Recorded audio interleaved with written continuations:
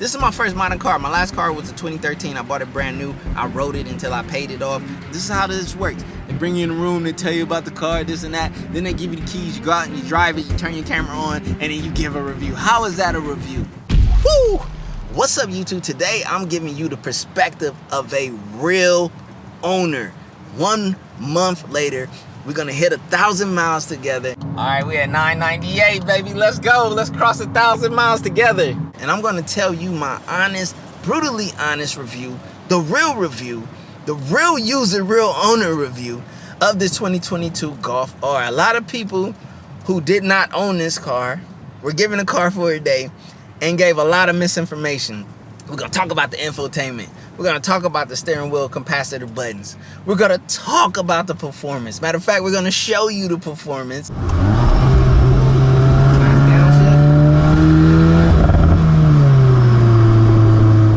A little bit, not nothing too crazy.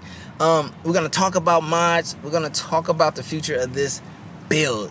So you already know what to do, baby. Lock in for the video. Now, driving this car on the highway, getting back into the technology side of this car for driving on a highway for long road trips is phenomenal. The adaptive cruise control and having this car practically keep you in the lane and steer for you is so fire. Matter of fact, I'm gonna turn it on now, and literally on this turn right here, you can't see my steering wheel, but there's a turn in the road. It's making that turn for me perfectly fine. Like, this is fire. So if I was going on a long trip, this is practically Tesla level. Not the full self-driving Tesla, but like the standard driving that Tesla has, which is this adaptive cruise control. You know what I mean? You're able to get it on a regular gas vehicle, and I'm pretty sure more vehicles of today have this. Oh, we about to hit a nice little turn now. Let's hit it aggressively. Let's have some fun. Hold on, y'all. Woo! The handling. Woo! The handling of this car is crazy. Woo! Woo! Oh boy. Oh boy. Let's just say I hit a 25-mile turn. Not at 25 miles. Let's just say that. That's all I'm gonna say. Having that adaptive cruise control, that helped me a lot. That adds to the convenience. So I love that part about the technology. As I said earlier, there's sometimes where me and the technology, when I want to drive and control this car, the technology has to get out of the way.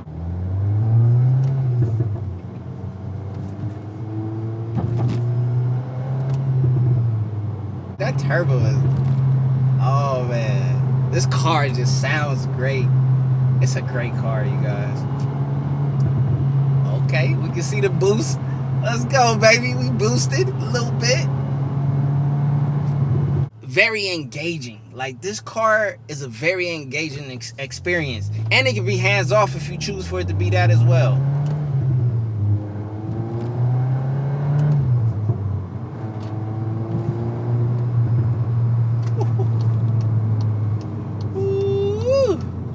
Thought I did. Okay, bet.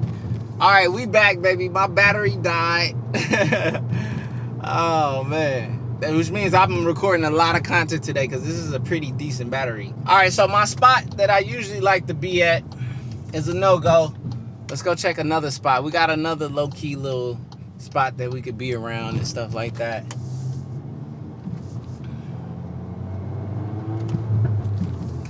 Woo! All right, y'all. I pulled up to a spot. I need to get out this car and stretch my legs and my back. Now, one thing I want to show you guys on the interior side, the rear leg room space, you guys. If you're like me and you sit with your seat back, depending on how tall you are, small children might be okay back here. You know what I mean? Depends on how old your kids are. But look on this side. This would be if you sat at a regular position. You have a lot more space, which is cool. That's cool. But like me, this is where I'm sitting at. Look at that space. That's not much. Matter of fact, let me hop in here. Now, oh yeah, I would definitely be telling the person, hey, y'all gotta scoot y'all seat up, you know what I mean? But like me personally, when I'm driving this car, I'm accommodating me. I paid a lot to ride in this car and to do me in this car, so that's definitely where I am. Now, as far as other areas in the interior of this car, as you can see, we got these nice, really nice Napa leather seats. In the rear, the same seating. So your kids are gonna sit in luxury. Your small size adults, which is all that I will put back there, are gonna sit in luxury with the option of heated seats. Now they don't have ventilated seats back there. That's the difference, you know what I'm saying? Like, but heated seats in the rear, cool. When you look at this cockpit, it's very much about the driver. Everything's aimed at the driver. When you get over here to the passenger, if you even have a passenger, it's not so much about them. It's all about you, the driver. As you can see, we've crossed 1,000 miles, baby, and we've been out here doing the thing. So, look at that, baby. Everything is all about the driver. Got a nice gauge, digital gauge. This digital gauge is actually really fulfilling. As you guys can see, I got Apple CarPlay already set up. You know what I mean? We out here rolling to the gunner. Apple CarPlay is actually amazing, but there's a lot of great things within this infotainment, and there's a lot of not so great. Here's my not so great. All right, let me get my drop down menu to work. You know, I just turned the car on, you guys. Like I told you guys earlier, you gotta wait for the infotainment to turn on. Every time I don't want auto start stop, I'm gonna have to pull this drop down menu down and press and turn this off. And if I didn't want traction control, I can go in here and I can set it to what I want. You have to make your settings before you pull off. And then you go about your day. So, you know, we can switch it to the red interior. We could go to the eternity, the desire, you know, and then you got custom and all of that. What's automatic? I wonder what automatic does. That's interesting. I've never done that. You can turn it off. Let's go back to infinity. You know what I mean? We got the infinity stone, baby. That's what we on. Above all, though, this interior and the experience driving is dope. Oh, there's another thing I want to dispel, this myth that was given in these reviews, which is totally false. I don't know how these people were doing that, talking about they got big hands. Listen, you do not accidentally hit these buttons. On occasion, you might, when you're doing your turning, if you know, wow with it, depends on how you drive. But the only thing I've ever mistakenly hit while doing like some kind of turn, and it was my user error, was the heated steering wheel. But you're not gonna be hitting these buttons on accident. I literally have never or rarely ever hit these buttons on accident. Like, I saw one reviewer and he just kept saying, oh, my hands, big hands, I keep touching this. Listen, I don't have the most massive hands, but my hands aren't the smallest neither, and I do not hit that accidentally nowhere near as much as he made it seem like it would be. And these buttons on the steering wheel are actually responsive in the proper manner. A lot of things that were said about this car just aren't really true. They were like first initial impressions of someone who didn't have an opportunity to live with the car. They got invited to some summit. They got some kind of press briefing. This is how this works. They bring you in a room, they tell you about the car, this and that. Then they give you the keys, you go out and you drive it, you turn your camera on, and then you give a review. How is that a review? No way. I would look for the reviews of people who actually got to keep the car and use the car for an extended amount of time.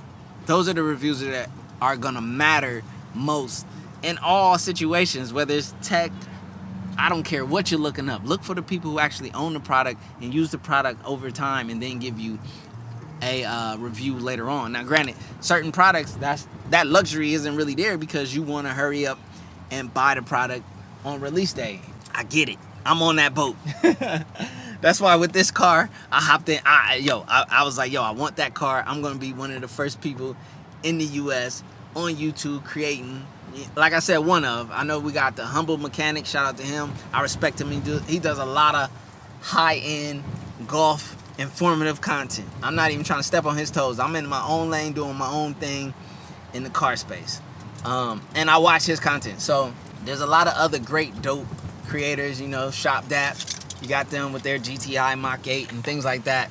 But as I said, I'm one of the first normal people doing some normal stuff with a 2022 Golf R and reporting some like real life, unfiltered, brutally honest feedback towards it. So let me point this out too. This little shifter knob thing, first time ever having anything like this, I actually like it. It's not bad at all.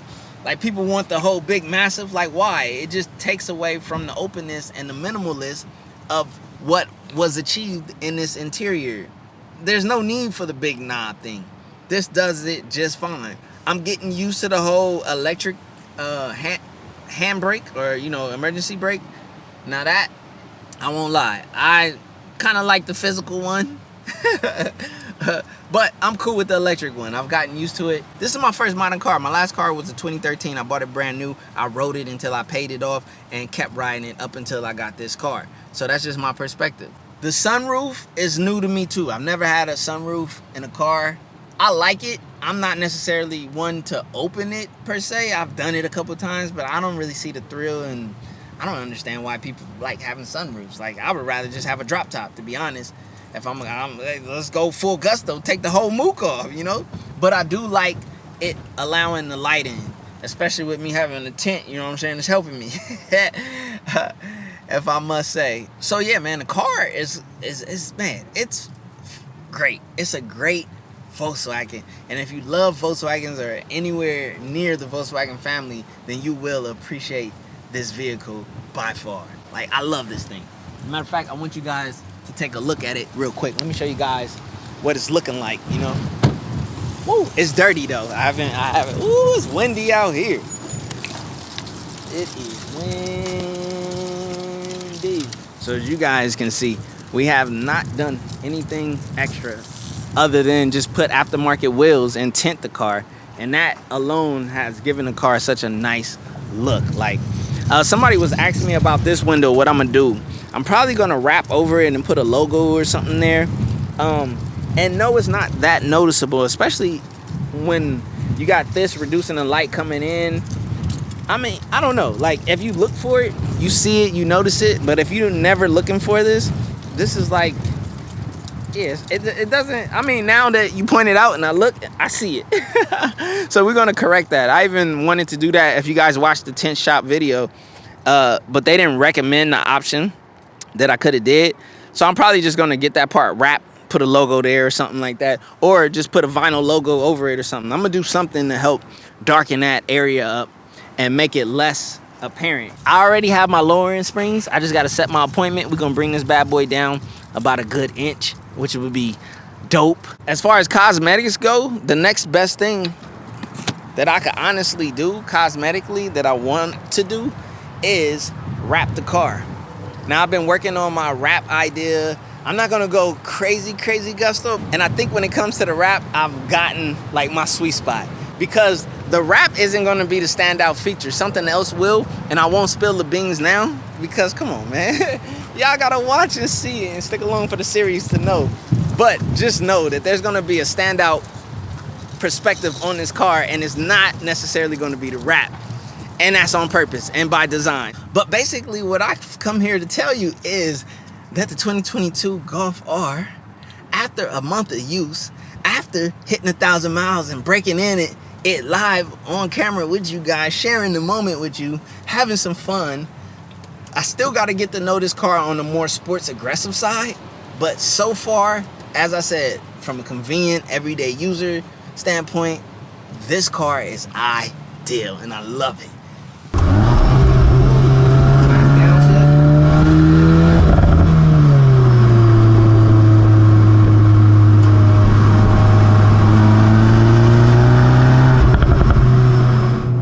Little pops and bangs.